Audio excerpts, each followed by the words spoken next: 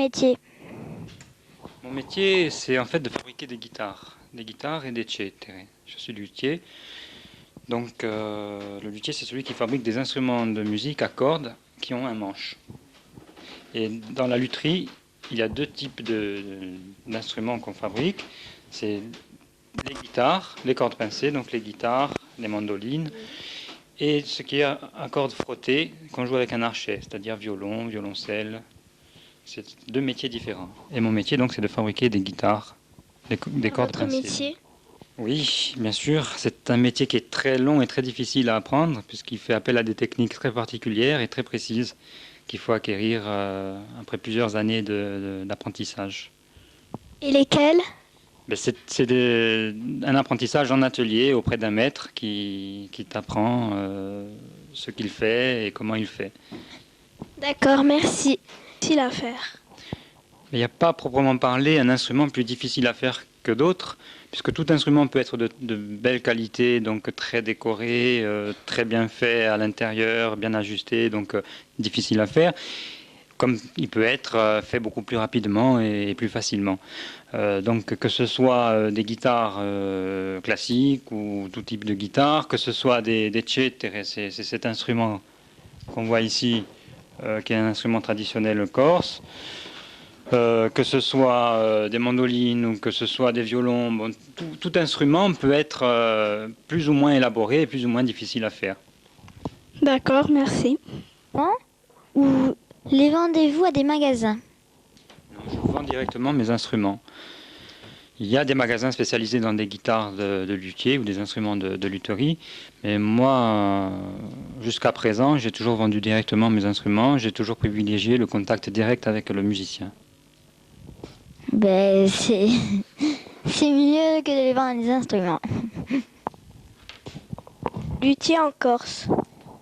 Alors, de luthiers qui fabriquent des instruments de lutherie, en fait, nous sommes trois.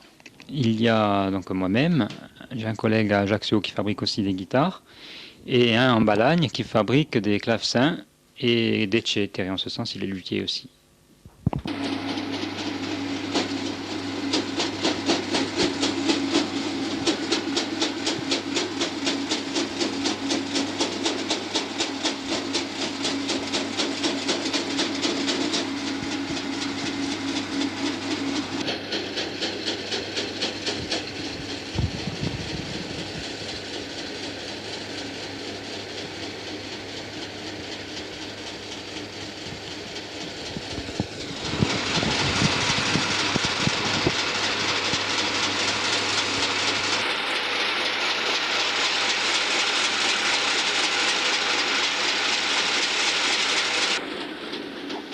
Je veux savoir si on est obligé de faire de la farine de châtaigne dans un moulin. Ah oui, on peut faire que ça dans un moulin. D'accord. Enfin, tu peux faire de la farine de maïs aussi, de la farine de blé. Mais nous, on fait de la farine de châtaigne. D'accord, merci. Voilà. Oui. Notre farine dans un moulin. Là, c'est la farine de châtaigne. C'est bien parlé. Oui, bien. Bien sûr. Allez, qu'est-ce qu'il veut savoir le petit garçon?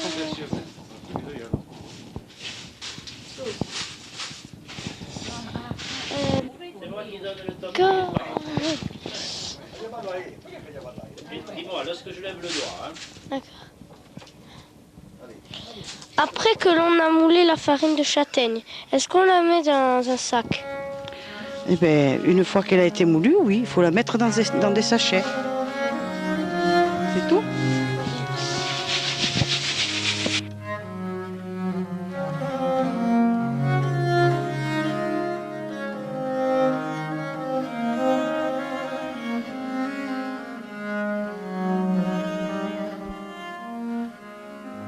De les mouler. Non, les châtaignes, les châtaignes, il faut un mois pour les sécher. Une fois que tu as mis le feu un mois, elles sont prêtes à moudre. Avant, il faut sortir la peau et après les passer au tamis et à passer au moulin. Faut-il se mettre à plusieurs pour mouler les châtaignes? Une personne suffit, c'est le moulin qui les moud. Le meunier et le moulin, c'est deux. Dans quelle région de Corse la farine de châtaigne n'existe La pas? farine de Corse, la plus bonne, c'est Orizza. Et c'est ta barquette qu'on l'achète. Comment appelle-t-on cette machine? Alors ça, c'est en Corse, c'est la trimodia. Voilà. Maintenant, tu veux savoir le... Comment s'appelle la... Alors, la roue qui tourne, dit immagine.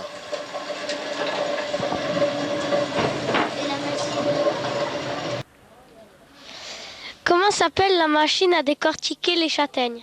Machine à pista. Voilà. Quelles sont les recettes qu'on peut faire avec de la farine de châtaigne? Bon, alors pour commencer, tu as la polenta. Après, tu as les briloli avec le lait de chèvre. Après, tu as les tartes au four. Et plusieurs sortes de gâteaux que tu peux faire avec. Et les beignets comme on fait dans les poêles. Est-ce que le couteau corse a un nom particulier? Le plus typique des couteaux corses depuis la tradition s'appelle le cornacchiolo de cornu, corne de chèvre qui servait à fabriquer le manche.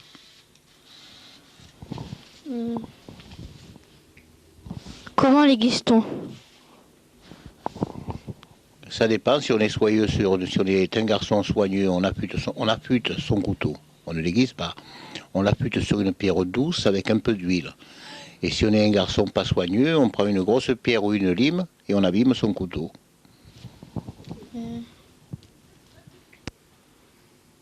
Et dans quelle région fabrique-t-on le plus de couteaux? Attends, pour la Corse, tu dis? En Corse? En Corse, il n'y a pas de région, c'est la Corse. Région de France, si vous dites région de France, je peux te répondre très bien. Région de France. La région de France où est installé le plus grand centre de la coutellerie est la ville de Thiers, dans le Puy-de-Dôme. Oui. Comment fait-on la lame du couteau? Il y a plusieurs façons de faire une lame de couteau. Il y a la manière industrielle qui est faite à l'emporte-pièce et la manière artisanale qui est un forgeage de l'acier et ensuite un passage à la meule. Et combien de temps pour la faire? On ne peut pas calculer le temps parce qu'il y a une diversité de couteaux qui fait que certains demandent plus de temps que d'autres.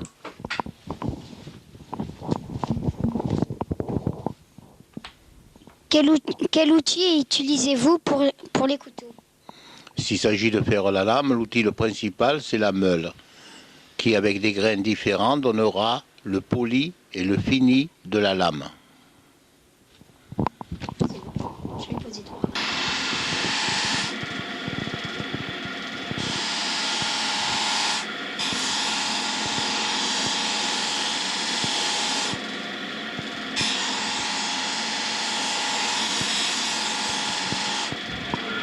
Vous voyez là, ça bouille pas beaucoup là. Hein? Vous allez voir.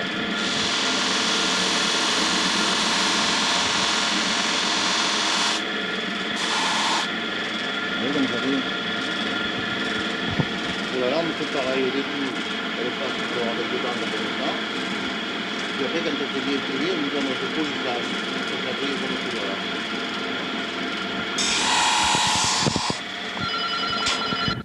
Ah, c'est ce qu'il y a là. C'est le moment de vous expliquer ce qu'est la force centrifuge. Ça, c'est le principe de la force centrifuge. C'est-à-dire que si elle est comme ça, on ne peut pas appuyer. Et quand ça tourne par la vitesse, ça devient rigide. Et à ce moment-là, avec...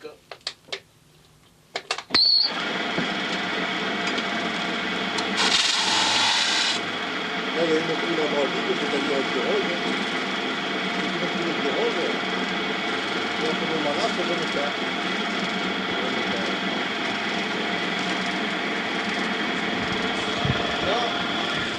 Après, il va falloir le passer avec des bandes, mais alors les bandes mangent beaucoup plus de métal.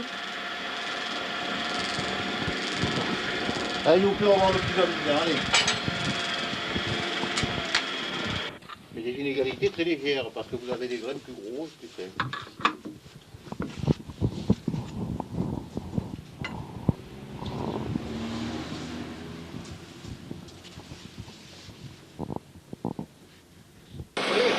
Là, c'est les coups de marteau.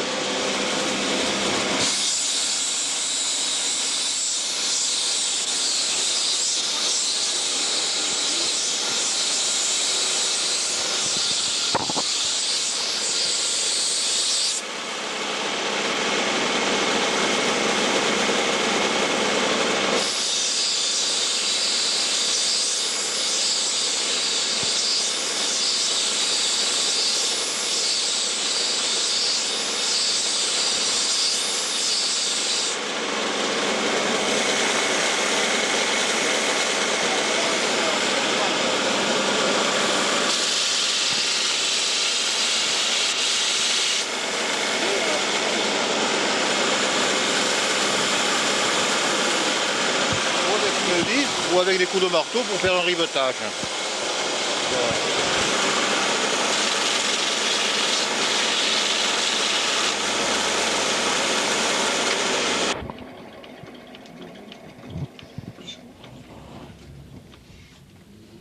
Ça va, vous êtes amusé? Est-ce que tu as d'autres questions, Patrick? Non. Oui, tu vois, quand j'avais un exemple, il va falloir faire.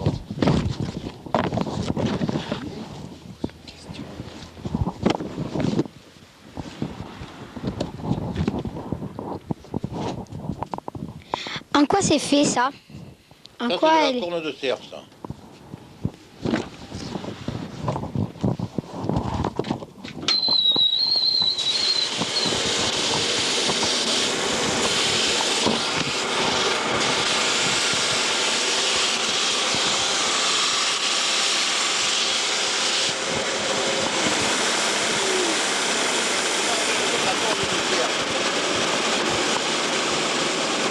Ça ressemble à quoi?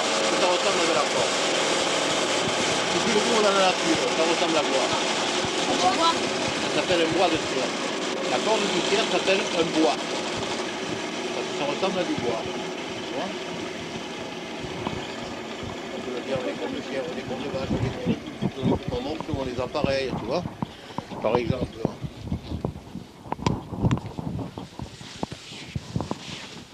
Ah bon, on va trouver. Pas bon. Ça, c'est des morceaux qui sont coupés, puis après ils sont montés comme ça, les uns sur les autres. Ils sont empilés là-dessus.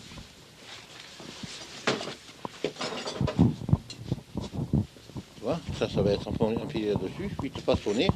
Et on va avoir toutes les nuances de cornes superposées qui vont donner de beaux effets de couleurs.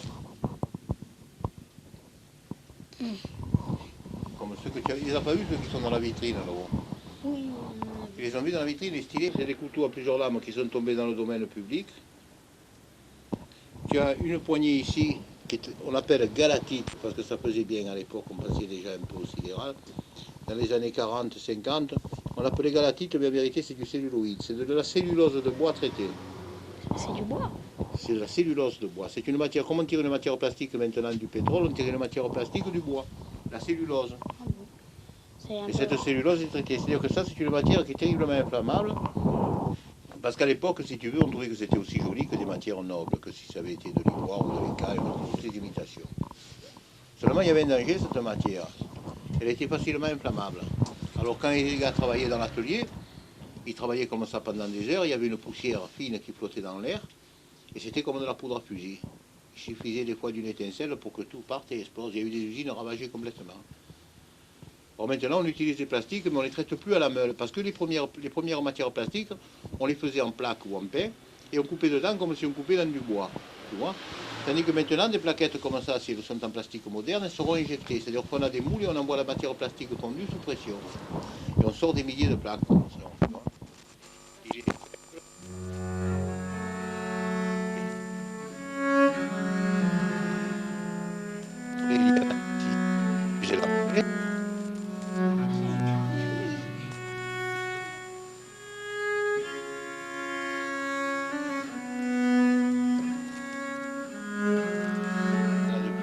Plus simple, comme ça. Avec une poignée de bois travaillé, et toujours à 2 tranchants, mais de la même qualité de fabrication que ceux qui sont faits pour des gens plus riches.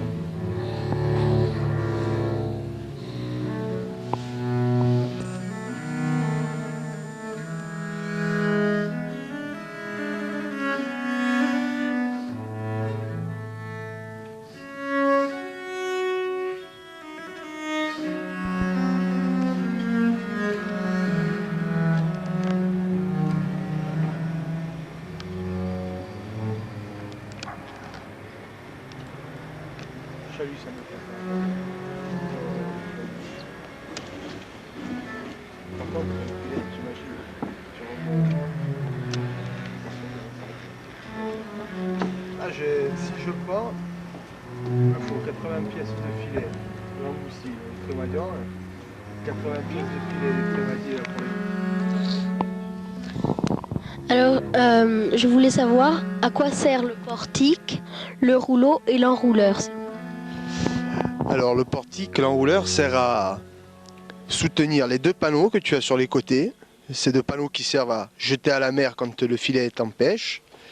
Il sert à tenir ces deux